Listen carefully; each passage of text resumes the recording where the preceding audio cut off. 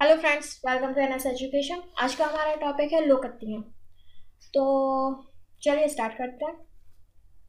First question है हमारा, मुहावरे का अर्थ संबंधित है। फ्रेंड्स, मेरा ये पहला क्वेश्चन मुहावरे से लगा हुआ है, क्योंकि मुहावरा और लोकोक्ति, इनमें हमें कंफ्यूजन हो जाता है कि मुहावरा कौन सा है, लोकोक्ति कौन सी है। तो आज मैं इसको क्लियर करूंगी। फर्स्ट है, मुहावरे का अर्थ संबंधित है मूल शब्द से, वाक्यांश से, अर्थ शब्द से या अर्ध वाक्य से। तो इसका सही आंसर है हमारा ऑप्शन बी, शब्दांश। मुहावरा जो कहलाता है वो शब्दांश होता है। शब्दांश सॉरी वाक्यांश होता है। वाक्यांश का अर्थ है हमारा वाक्य का अंश। मुहावरे को जैसे इसकी अगर हम डेफिनेशन बोलें तो ये होता है कि मुहावरा एक वाक्यांश होता है, जबकि लोकोक्ति जो होती है वो एक पूरा वाक्य होती है। दूसरे शब्दों में हम ये भी कह सकते हैं कि मुहावरे में जो होता है उद्देश्य और विधि ये नहीं होता है। मुहावरे में हम उद्देश्य और विधि को नहीं लेते हैं। उद्देश्य और विधि आप जानते होंगे। उद्देश्य दो हमारे ऑप्शन होते हैं, उद्देश्य और दूसरा होता है विधि। उद्देश्य जो होता है ये कहलाता है हमारा कर्ता से संबंधित। जैसे मैंने कहा कि श्याम खाता है, तो इसमें जो श्याम होगा वो हमारा उद्देश्य कहलाएगा, मतलब कर्ता कहलाएगा। और जो विधेय होगा वो होगा पूरा खाता है, खाता से लेकर है तक, मतलब कर्ता को हटाने के बाद जो हमारा अवस्था है वो विधेय कहलाता है। तो हम चलिए आते हैं अपने मुहावरे टॉपिक पे। तो मुहावरे में उद्देश्य और विधेय नहीं होता है, क्योंकि अगर उद्देश्य और विधेय ले लिया जाए तो वो मुहावरा नहीं बल्कि लोकोक्ति बन जाती है। एक सिंपल सा टॉपिक जिसमें हमारा उद्देश्य ना हो, यानी कि कर्ता ना हो और क्रिया ना हो, तो वो हमारा मुहावरा होगा। और अगर उसमें कर्ता और क्रिया ये दोनों है तो वो हमारी लोकोक्ति होगी। आई होप सो कि अब आप मुहावरे और लोकोक्ति में अंतर समझ पाएंगे। आगे देखते हैं। अपनी अपनी डफली, अपना अपना राग, इसका अर्थ है। तो फ्रेंड्स, आप देख रहे होंगे कि इसमें ना तो कर्ता है और ना ही कोई क्रिया हो रही है। क्रिया भी नहीं दी गई है और कर्ता भी नहीं दिया गया है, तो ये जो हमारा होगा ये लोकोक्ति होगा। तो अपनी अपनी डफली और अपना अपना राग, इसका अर्थ क्या होगा? तो इसका सही आंसर है ऑप्शन बी, मेल ना होना। मेल ना होना, इसको हम एक और कह सकते हैं अब लगा के, परस्पर संगठन ना होना। ये भी हमारा हो सकता है। हमारा मेल ना होना का इसका ऑप्शन आ जाए, या फिर परस्पर संगठन ना होना। अपनी अपनी डफली, अपना अपना राग। नेक्स्ट है, आप डूबे जब डूबा, इसका क्या होगा? दूसरों को संकट में डालना, पानी में डुबोना, झगड़ा लगाना, या स्वयं बुरा होता है। जो स्वयं बुरा होता है दूसरों को भी वैसा ही समझता है। तो इसका सही आंसर है ऑप्शन नंबर डी। जो स्वयं बुरा होता है वो दूसरों को भी बुरा समझता है। नेक्स्ट है हमारा, कबीरदास की उल्टी वाणी, बरसे कंबल भीगे पानी। एक इसका अर्थ क्या होगा? पक्ति के विरुद्ध कार्य, गलत बात कहना, हर तरफ से हानि होना, या निरा अनपढ़ होना। तो इसका सही आंसर है हमारा ऑप्शन ए, प्रकृति के विरुद्ध कार्य, मतलब एक ऐसा कार्य होना जो प्रकृति के विरुद्ध हो। जैसे कि कंबल के बरसने से पानी नहीं भीगता, बल्कि पानी के बरसने से कंबल भीगता है। तो ये हमारा प्रकृति के विरुद्ध कार्य कहलाया जाएगा। नेक्स्ट है हमारा,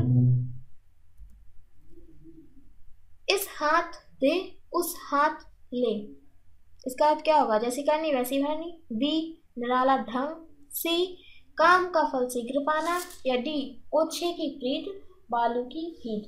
तो इसका सही आंसर है हमारा ऑप्शन सी, हाथ एक इस हाथ दे उस हाथ ले, इसका होता है हमारा कर्म का फल शीघ्र पाना। और फ्रेंड्स, में इसके जो हमारा ये दिया गया निराला ढंग, इसका भी मैं आपको बताना चाहूंगी कि इसका होता है हमारा तीन लोक से मथुरा न्यारी, सॉरी मथुरा न्यारी, इसका हमारा होता है निराला ढंग का।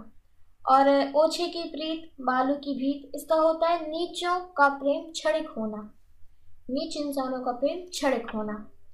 और चलिए बढ़ते हैं अगले क्वेश्चन की तरफ। जैसी करनी वैसी भरनी, इसका आप समझ सकते हैं।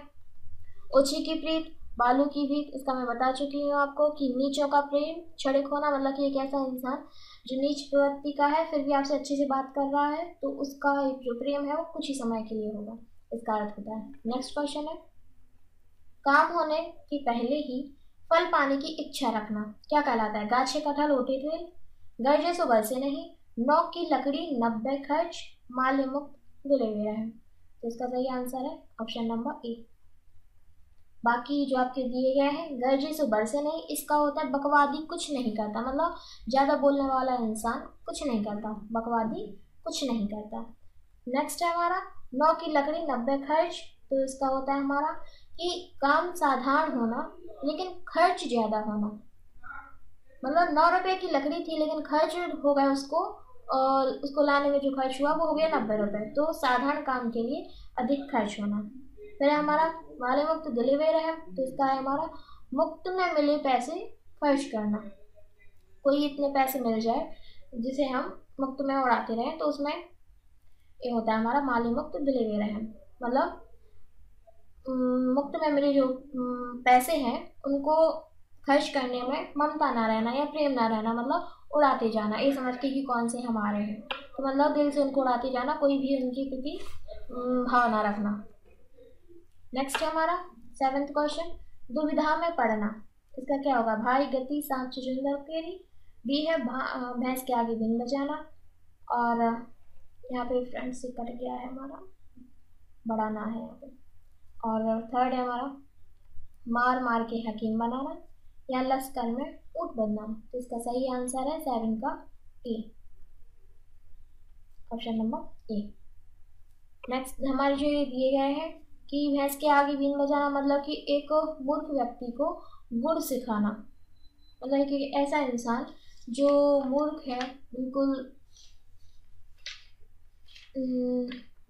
क्या कह मूर्ख है, उसको किसी बात को समझाना कि ये गुण है ये दोष है, इस बात का उसको बताना।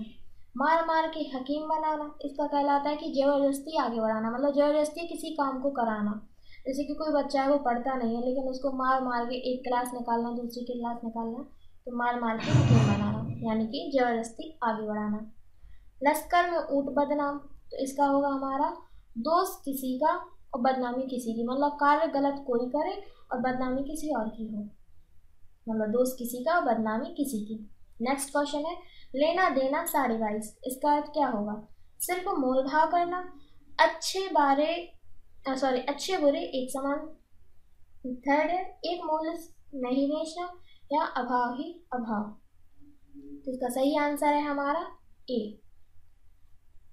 सिर्फ मोल भाव करना, सिर्फ मोल भाव करना, और इसको हम भाव की जगह तोल भी कर लेते हैं कि सिर्फ मोल तोल करना। लेना देना 22.5 सिर्फ मोल भाव करना या सिर्फ मोल तोल करना। और ये जो हमारा बी ऑप्शन दिया गया है अच्छे बुरे एक समान, इसका होता है कि सब धन 22 पसेरी, ये हमारा अर्थ दिया गया है फ्रेंड्स, जो बी ऑप्शन दिया गया है ये हमारा अर्थ है, और इसका जो हमारा लोकोक्ति होती है वो होती है सब धन 22 पसेरी, और अभाव ही अभाव। तो आप मुझे कमेंट करके बताएं कि इसका जो हमारा लोकोक्ति होगी अभाव ही अभाव की लोकोक्ति क्या होती है। चलिए नेक्स्ट है हमारा, चमड़ी जाए पर दमड़ी ना जाए, तो इसका मुहावरा क्या होगा? सॉरी इसकी लोकोक्ति क्या होगी? मूर्ख होना, महाकंजूस होना, घमंडी होना, या निराला ढंग।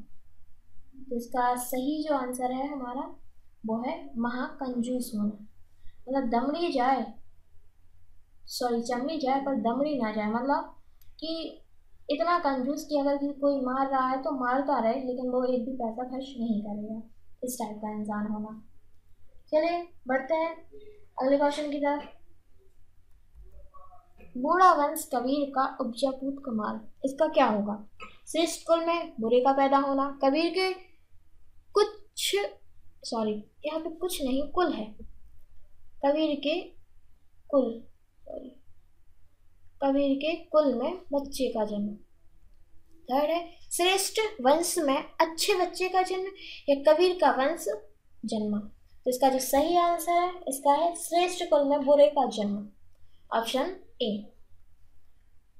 कबीर का वंश लेकिन उपजा पूत कमाल, तो श्रेष्ठ कुल था लेकिन बुरे बच्चे का पैदा होना। नेक्स्ट है हमारा नक्कार खाने में तूती की आवाज। इसका अर्थ क्या होगा? तो इसका होगा हमारा सुनवाई की आशा ना होना। सुनवाई की आशा ना होना, और इसे हम ये भी कह सकते हैं कि सुनवाई ना होना। ये हमें दोनों ही, मैंने एनालिसिस किया था तो इसमें हमें दोनों ही ऑप्शन मिले थे कि सुनवाई की आशा ना होना या सुनवाई ना होना। चलिए नेक्स्ट क्वेश्चन है दमड़ी की बुलबुल नौ टका दलाली। इसका अर्थ क्या होगा? साधारण कार्य अधिक मेहनत, मुश्किल काम कम मेहनत, काम साधारण खर्च अधिक, काम साधारण कम खर्च। तो इसका सही आंसर है ऑप्शन नंबर सी। कम काम जो है वो साधारण है लेकिन उसका खर्च अधिक है। दमड़ी की बुलबुल 9 टका दलाली, मतलब साधारण कार्य लेकिन खर्च अधिक। नेक्स्ट है हमारा जहां कभी ना पहुंचे, जहां ना पहुंचे रवि वहां पहुंचे कवि। इसका अर्थ क्या है? मतलब एक ऐसी जगह है जहां पे सूर्य की किरणें तो नहीं पहुंच सकती लेकिन कवि पहुंच जाएगा। इसके लिए क्या हमारा अर्थ होगा? कवि का भावप्रवण होना, भावप्रवण होना, कवि कल्पनाशील होना होता है, कवि निरंकुश होता है, या कवि के लिए कहीं भी अगम्य नहीं है। इसका सही आंसर है हमारा ऑप्शन नंबर डी। कवि के लिए कहीं भी अगम्य नहीं है, कोई जगह अगम्य नहीं है, मतलब कि कवि हर जगह पहुंच सकता है। नेक्स्ट है हमारा जस दूल्हा तस बनी बारात।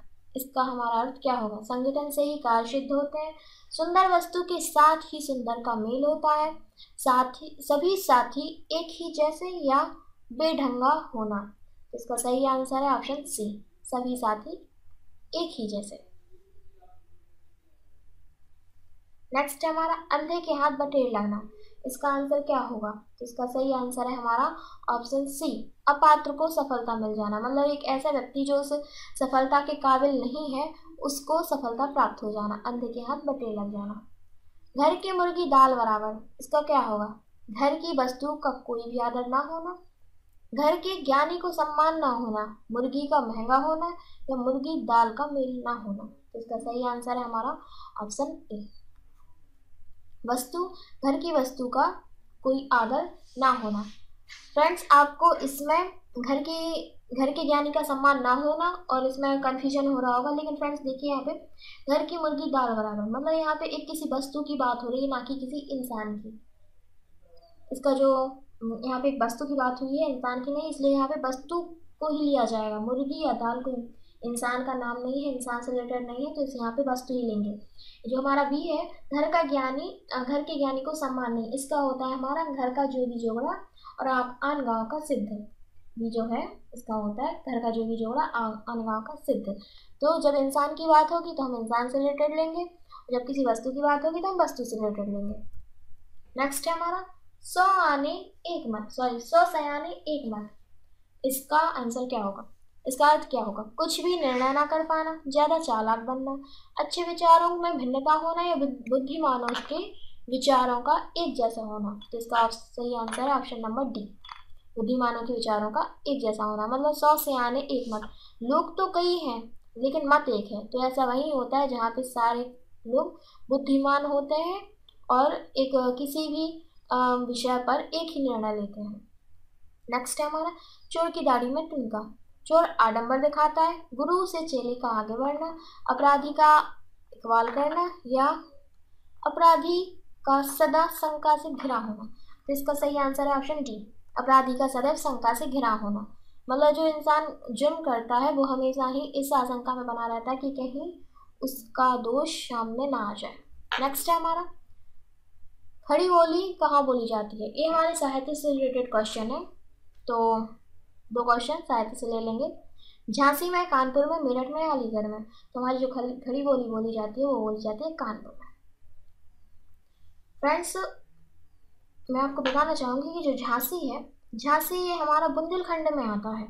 यूपी का अधिकांश क्षेत्र हमारा बुंदेलखंड में आता है, इसलिए यहाँ पे बुंदेलखंडी बोली जाती है। अधिकांश क्षेत्र में, कंप्लीट पूरे झांसी का नहीं बोल रही, अधिकांश जो झांसी का एमपी और यूपी की जो सीमा है, बॉर्डर है, वहाँ पे बुंदेलखंडी बोली जाती है।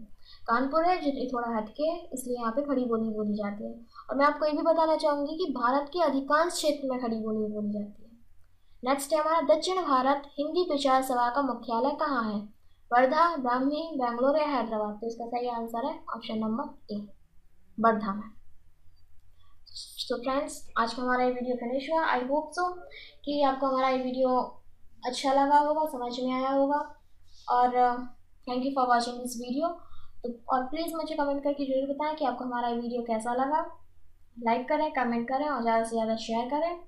और यदि आपने हमारे चैनल को अभी तक सब्सक्राइब नहीं किया है तो प्लीज़ इसे सब्सक्राइब कर लें। And thank you for watching this video.